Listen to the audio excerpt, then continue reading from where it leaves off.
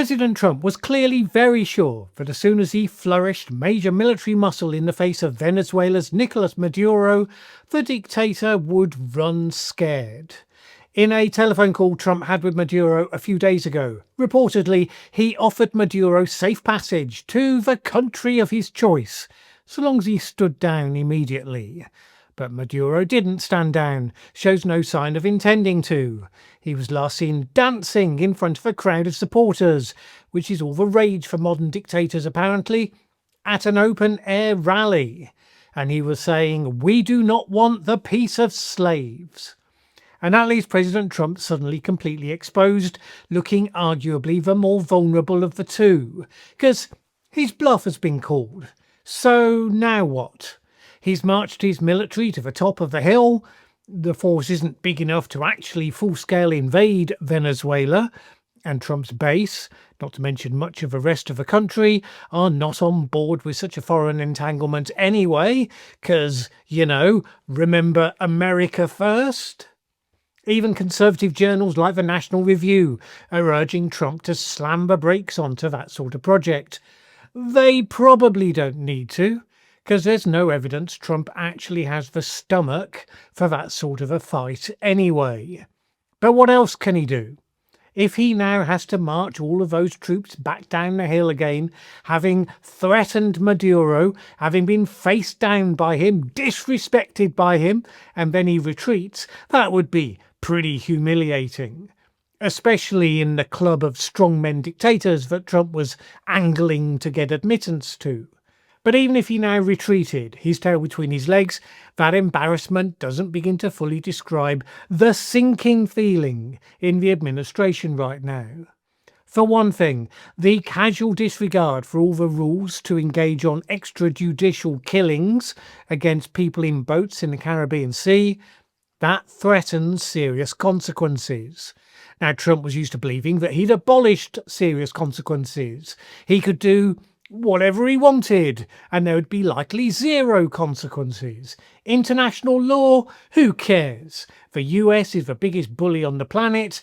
Let all the others try to enforce so-called international law if they dare. Except then it turned out that the first boat that was struck was hit twice, as we discussed here a couple of days ago, the second time specifically to kill survivors. That was reported by the Washington Post as arising from Pete Hegseth's own specific order to leave no survivors.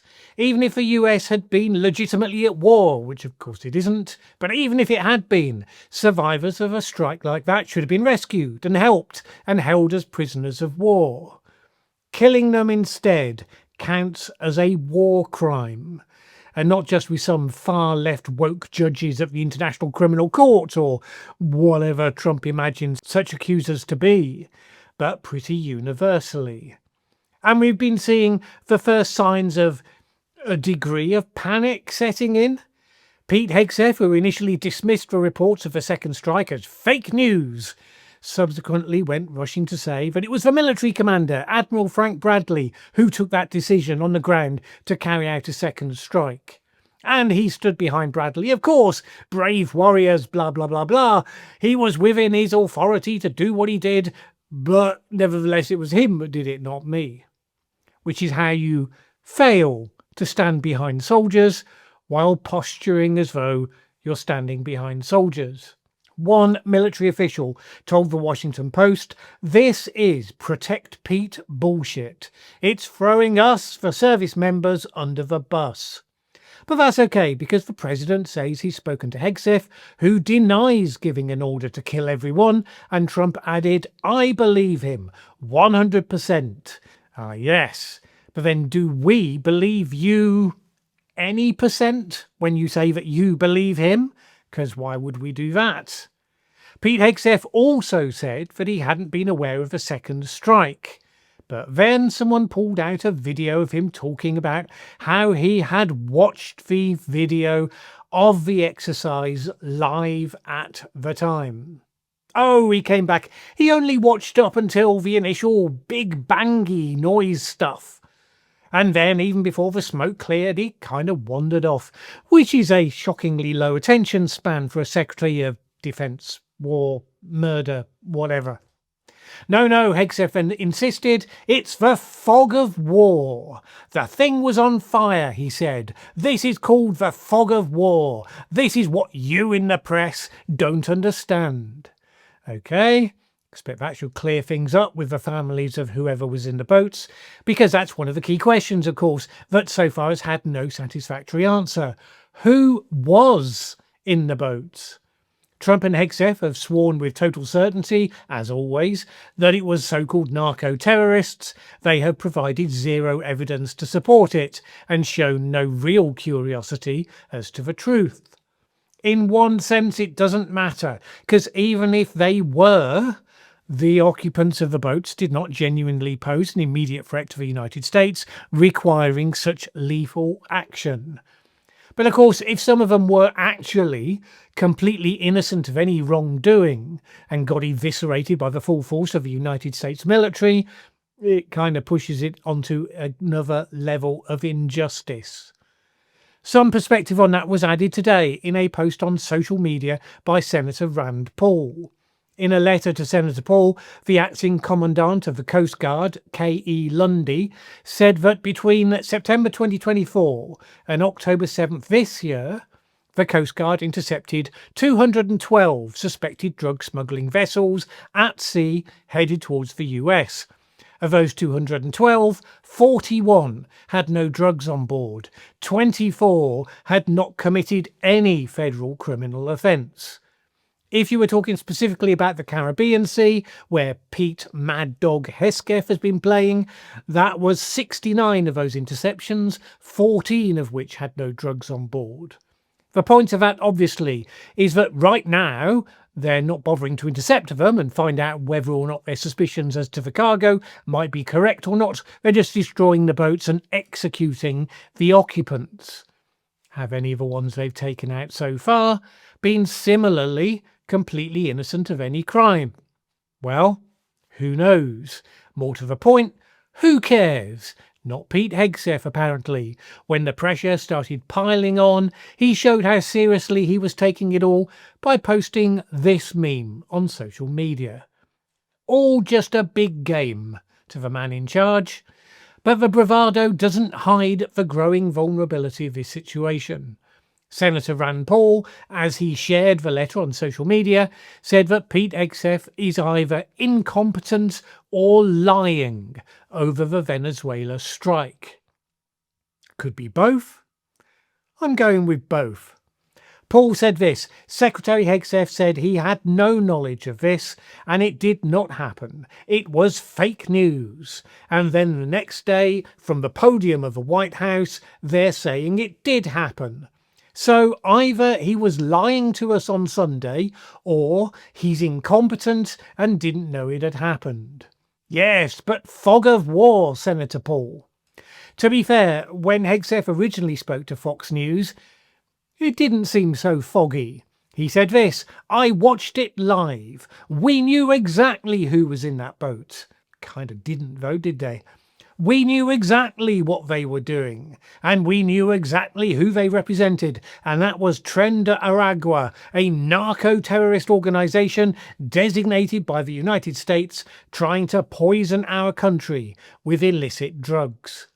Well, say what you will about Pete Hegseth, today he apparently addressed members of a Pentagon press corps, and, as Laura Loomer breathlessly reported on social media, he was taking everyone's questions, with no scripts and no pre-planned questions. The attacks on Hegseth by the fake news media are unfounded. He is taking every question. Yep. That sounds very impressive. Now, technically, it would have been more impressive if the Pentagon hadn't cleared out all the mainstream media from the Pentagon press pool, leaving only pro-Trump outlets and a motley array of MAGA bloggers. But, you know, yay for transparency. Aside from the clown show, Trump has been threatening Venezuela big time. He has apparently been highly offended in the past to have picked up the acronym TACO. Trump always chickens out, so it might be that having worked his way into this particular hole, he will feel he has left himself no choice but to do something. anything that might be seen as sufficient not to lose face. But as Maduro sits him out, he can probably see the ground under Trump's feet gradually giving way, because Trump's own supporters don't agree with this. His belief that he'd abolished the normal rules is showing signs of having been somewhat mistaken. His own senators are starting to turn against him on this specific issue. And his Secretary of Defense, War, Murder, Mayhem, Pete Hegseth, has been revealed to be a buffoon. Not a shocker, I know, who, in panic at the thought of being blamed for this, has potentially alienated his own senior military commanders. If you told Maduro he could have that sort of impact on the United States administration, and all he had to do was basically nothing to call the bluff, he would have been astonished. The thing is that Maduro is a pretty loathsome dictator. The most recent election was clearly not free or fair. Plenty of documentary evidence supports that. His reign has been disastrous for Venezuela in numerous ways, so it takes a remarkably special flavour of stupid to confront him in a way that actually wins him sympathy and support. Yes, it would be good if his government collapsed at some point soonish. But you probably don't want it to happen in such a way that credits and emboldens Donald Trump, so that he can throw his weight around and his military might around even more recklessly around other countries in the future. And maybe the calling of a bluff is also a bluff. Maybe Maduro's own military will turn against him, as Trump may be praying that they do, as they feel the winds blowing a certain way. That said, people often underestimate how resilient dictatorships can be, particularly when faced by external hostility. They remember the minority that became famous for suddenly collapsing for some reason, and they always assume that it must be right there under the surface.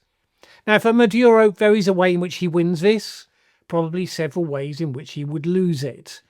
For Trump, it's kind of hard to see a way that he wins any of this.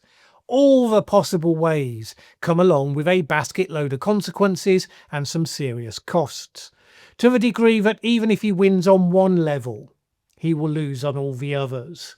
He seems to be mulling some sort of limited ground strikes, hitting certain targets that could be sold as a victory, enabling him to scuttle back off with his dignity as intact as it ever is. But very likely that turns out either not to happen at all, or to be something of a damp squib.